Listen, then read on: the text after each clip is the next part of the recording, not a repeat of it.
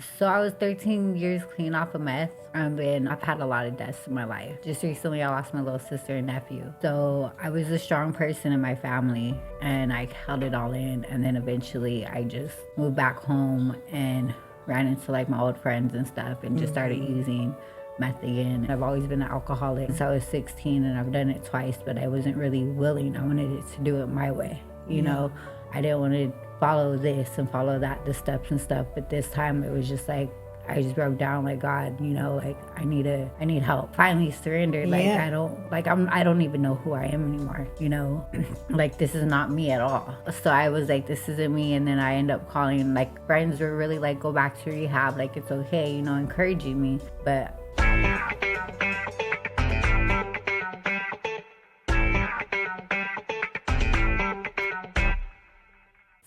my name is Diana Hawk. I was born in Oklahoma, but I grew up here in the Los Angeles area. I'm a tribal member of the Cheyenne Arapaho tribes. Wait, say that part again. I'm a tribal member of the Cheyenne Arapaho tribes of Oklahoma. Okay. I'm also Lakota, Sioux, and Wailaki. Wow. And what brought you to treatment here? Treatment. So I was 13 years clean off of meth, and I've had a lot of deaths in my life. A lot of deaths? Yeah, a lot of deaths. Just recently I lost my little sister and nephew. So I was a strong person in my family, and I held it all in. And then eventually I just moved back home and ran into like my old friends and stuff, and just started using meth again. And I got really, really bad. And within like 4 months, I lost so much weight. I ended up homeless, sleeping in cars, just not caring, just really wanting to die. But I knew that if I did that, or if I was in a situation or I lost my life in any way, I would end up hurting my brothers, you know, and a lot of people that love and care for me. And I couldn't hurt them the way I hurt, you know, because like that's like, I couldn't do that to them because I hurt so much. And my sister-in-law, the one was like the one that really snapped me out of it and telling me like, hey, we need you, like, you know, you're the one that we look up to. Because like I had a college degree. I grew up. You still do? Yeah, I have a college degree, but I grew up pretty fast, you know, and I always had to take care of myself, and learning how to navigate life on my own, and like didn't make the greatest choices, but you know, I'm still here. So when everything just started falling apart, like I knew I needed help. Like I've tried treatment. I've always been an alcoholic since I was 16, and I've done it twice, but I wasn't really willing. I wanted it to do it my way, you know. I didn't want to follow this and follow that, the steps and stuff. But this time it was just like, I just broke down like, God, you know, like I need help. So you were able to surrender this time. Like I finally surrendered. Like Yeah. I don't even know who I am anymore, you know. Like this is not me at all. But it is, though. That's the beauty That's how of I it. felt. So I was like, this isn't me. And then I end up calling, like friends were really like, go back to rehab, like it's okay, you know, encouraging me. But I'm stubborn. Oh, you mean that wasn't you, like in when you were in my addiction. Yes. It was not me. Like I didn't even know who I was. Like, you know, just looking at myself in the mirror, like I looked so bad. Like I looked so old. Like it just aged me. And like seeing my little brother can't even talk to me. He would like FaceTime me just to check that I'm alive, and then he would hang up because he couldn't see me like that. And I was just hurting people more, like being in my addiction. So I was gonna end up going to Jersey, because I was like, I need to go somewhere that I don't know nobody. Because coming back to LA for treatment scared me, because I'm like, I'm from here, but then I know so many people. Or like, what if I get mad and I run off, or like run into a friend and like just go back to my old ways? But last minute, I decided not to do that. And I called my sister girl, and I was like, hey, like I have my policy, let's do this. So she made the call, and she's like, are you ready right now? And I'm like, well, Friday, that's the date that I was ready for. And I ended up just jumping on the plane with nothing, just the clothes on my back, my wallet, and my cell phone. Like, you know, pray to God, like, okay, I hope I'm walking into a good program. Yeah. Or like, you know, I'm going to leave this up to you because I need help. Like, I really needed it. You were ready. Yeah, I was ready. So I left everything at home. Didn't really tell nobody I was coming to treatment. Nobody knew I was out here, you know, and then ended up going to a detox program. Was there for a couple weeks. Faced some demons that I wasn't ready to, because like just all the reminders of home and things that I went through out here, and then like knowing that a lot of people, my friends, aren't here no more. Like, you know, they passed away, and my sister, like older sister, passed away From drugs and yeah. alcohol? Well, not from, yeah, pretty much. It was involved, you know. But yeah, so just all that pain. So I ended up running away from the rehab, like taking off for like 24 hours, meeting one of my old friends, and then, like, you know, drank a couple beers and got high again. And then it was like, what am I doing? Yeah. You know, like I'm sitting in this shed, Right. like back in the same situation. I was like 16, 17. Like, what's going on here? You know, like I came out here for what? You know, just go back to the old stuff that I was in. So the detox, they were blowing me up all day. Like, just come back, just come back. So I ended up making the call, like, okay, pick me up, you know? And I remember the clinical director, he picked me up, and I told him, you know, I got high, I did this. And he's like, I know. And I was like, okay. And then I just started crying. Like, it was a release. And I was just crying and crying. And he was just like, are you okay? And I'm like, yeah. I was like, it's just so hard to be here. And, like, I think that was finally the cry, like, the breakdown that I needed, that I held in for so long. Yeah. And then that's when I was just like, okay, let's do this. You know, I'm back. And it was crazy because, like, I was like, do I have to change my sobriety date? Because I thought it was just like, you know, a relapse. And I'm like, oh, it's just, you know, one of those free things. Like and he's like, bump in the road. yeah. And he's like, no, you have to change it. And I was like, oh, day. And I was sitting there and I was like, my sobriety date is gonna be on 4/20. Like, who does that? You know, I was like, who gets sober on 4/20? Right? Yeah, and it was You won't forget it. Yeah, and I was like, okay, but you know, since then, I really put myself into it, and I started opening up in groups more and telling my story and just like releasing that stuff that I held on that I used to be so scared of letting go. So powerful, right? It's so cleansing to be able to do that. It takes the power out of those demons by speaking them out loud, and you know.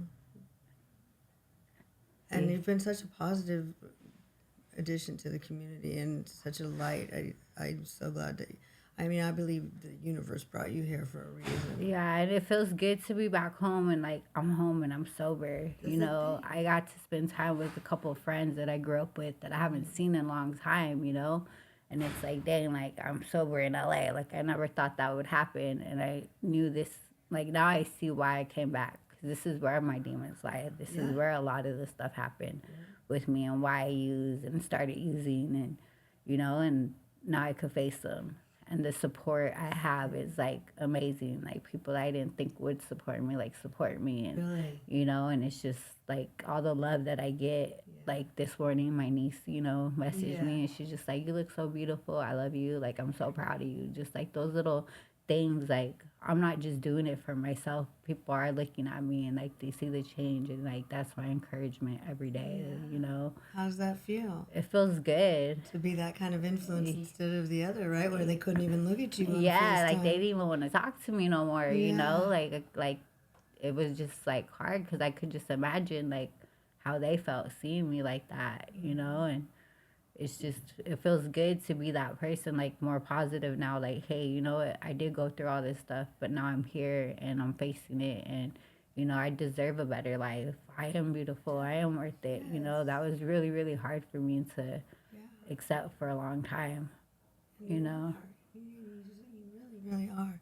And the thing is, we take ourselves with us wherever we go. You know, they call it a geographic in AA. It's like people try to move away from their demons, but the demons hop on that plane with you, you know? Like you take yourself wherever you go. And that's the thing. You have to be able to just, like, get right in with yourself, you know? Like, come to peace with those things wherever you are. And then they can't haunt you anymore. It doesn't matter where you live. Yeah, because I moved all over the country Right. on my own, by myself, so many places. And, like, I take off, and it's like, it's There still they there. are, right? You know? Like, wait a second. Who bought you a ticket on this plane? You know? Yeah.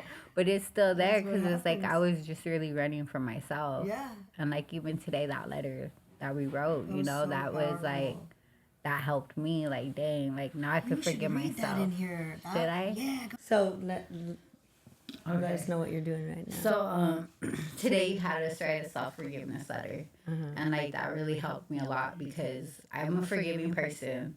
I forgave a lot of people that did me wrong or dirty, you know, but I don't think I ever forgave myself. So to like write it out on paper was just like really healing, Powerful. you know? Yes, you did such a great job. Okay, go Yeah, ahead so and share that. I put, dear self, I want you to know that I haven't treated you the way you deserve in the 37 years you have been on this earth. I'm sorry that the choices your parents made affected the way you treated yourself and the way you view the world. I'm sorry I didn't love you in the most difficult times and instead I fed you drugs and alcohol to numb all the pain you felt inside. I'm sorry I put you in situations where you were in danger and around people that were no good for you. I'm sorry you had to grow up so fast and you had no real guidance on how to navigate this thing called life. I'm sorry that I let you get in relationships with men that just used and abused you, put you down to the point you believe that that's what love was. I'm sorry that I didn't stick up for you and I just let all the bad stuff happen, even though I know your worth. I'm sorry for all the times I physically hurt you and would tell you fucked up shit and told you were better off dead. And I'm sorry that I hated you and I thought you were so ugly and didn't care about how you looked. And all the do I cuss? Oh yeah. Yeah, All speak your the truth. yeah, Okay. all the fucked up shit and I told you every day. I'm sorry that all the times I should have loved you, I ended up hating you and pushed you away. I'm sorry that I gave up on you and never gave you a chance to really have a good life because I put it in your head you're worthless and never will have a good life or find love. Overall, I can't change the past or the choices that were made. All I can do is promise to put you first in life from this day on. Stay away from negative and anything that will put you at risk. Just know I love you, you're beautiful, and you're worth it, and you deserve the world. I will keep you from anyone and anything that will put you in any danger or harm's way. I mean, here I go again. It's just so powerful, and it is so beautiful, and I don't know. It just really moves me, you know. And it's crazy how it feels like you were reading my story, you know, Yeah. basically. And that is what I love about recovery is like you find your people, you know, people Yeah. that speak your language, and I just feel so grateful and like so blessed to be able to like help you guys like be a little teeny piece of your journey, you know. It just is everything to me. This is why I do this job is, you know, that right there. You are an example of why I love this job and like how meaningful it is. And you get to do that with the next, you know, regardless of if you work in recovery or not, like you, that the way that you heal is by giving it to somebody else, you know. Yeah. And you have so much light to give, and I'm just so excited for you. I'm so excited for you. Every day I see you just like brighter and smiling bigger, and it's like I get excited to come see you guys, you know, because it's such a miracle to watch it happen. It's just so beautiful. And I thank you because I know I would have never wrote that on my own, you know? And it was like, As you okay, did, like, yeah. And so writing it and just like all the little things that I'm learning here, like to heal, and I take everything and I write it down and I look at it and it's just like, okay, because I needed to get out my own way, you Yes, know? Like, and that's exactly. exactly like, I want to do things my way because I was so used to it, like, you know, doing things my way all my life. And That's the fight or flight thing, you know what yeah, I mean? and And I've that's been in those are that. coping. I mean, that's survival skills right there. It's not that you were doing anything to be malicious to yourself. Like that's what you had to do to survive and to take care of, you know, as a child, take care of other children, basically. Yeah. You know? And just taking care of myself also. But now I'm just Yeah. like, okay, like I'm getting older and it's just time. You know, Yeah. it's time to have a better life. I deserve a better life. Everyone does, you know, Yeah, exactly. and hope that I could be an example That's the to like thing. my nieces and my nephews and like the younger ones in my generation and to my community, especially in the Native community. You know, that if I could do it and I went through all this, you know, you could do it too and I'll be right there with you, you know. Yes. Like I'll be that person that you come to and like because I understand, you know, and that's what I want to do like in life, like just help, especially young women, you know, that don't have nothing because I know how it is not to have nothing. I think that's why I am so giving and loving and try to be positive because I've had so much death in my life that they're not here no more and it really tore me down and it hurt me, but I'm here, so now I gotta live better and live for them too so they could see me be proud, because it was like a lot of close ones that really hurt me, and it's like it was real depressed for a long time, but I know they wouldn't want to see me living the way I was living, you know, like the way I was taking it. And grief is the hardest, I think it is the hardest obstacle to overcome, because, you know, we never get those people back, but I think out of respect for their, you know, in honor of them, like you said, they would want us to succeed and to set a good example, you know, to hopefully keep the people behind us, you know, the younger people from having to go through some of the things that we had to go through, you know, like we've suffered enough pain for all of them, you know, and hopefully we can help them by our experience not to have to go through that themselves. yeah, that's what I want to like eventually end up doing, you know, just like be that person that I didn't have growing up, being that like person to cry on or just listen to, like, you know, that's like my goal. Yes, so that they know that there's someone there. You know, I think that's a lot of why so many people self-medicate that way, is out of loneliness, isolation, you know. Because I've always felt alone, you know, like even though I was surrounded by so many people, Exactly. and, you know, I know like people and I have friends and cousins and, you know, aunties and uncles, I still felt alone. I felt like I was in this world alone, and like now I see that I'm not.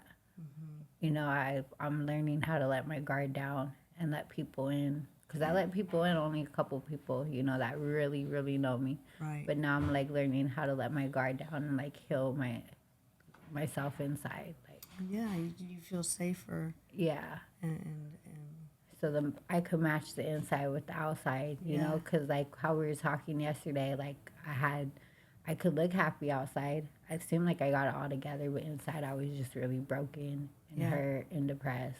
So, and those are.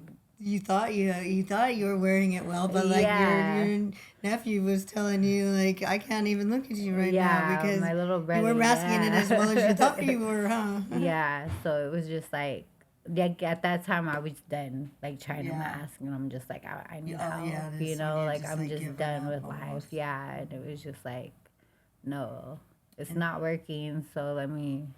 And you wanted more for your life and for theirs, and so you're doing it. Now you have the recovery glow about you, you know? It's like the pregnancy glow without having to carry a baby. Right? Yeah, it's fun. Like, I love the house and I love this program, you know. I feel like we're a good group. And just like, even though I like this morning, I woke up grumpy and then my mood changed, like, after a while, coming to group and like listening to music and, you know, just knowing that I'm not alone in this and we're all going through some type of struggle. And like when someone's feeling bad, you know, we could pick them up and give them positive feedback. Or if I'm feeling bad, you know, they give me positive feedback. So we used a lot of tools this morning, didn't we? First we read our morning meditations, and then, you know, we joked around with each other, and then we did an actual guided meditation, a silent meditation. Yeah, that was good. I felt tired. I wanted to go to sleep. Like we implemented a lot of our tools this morning, and like I feel like most of us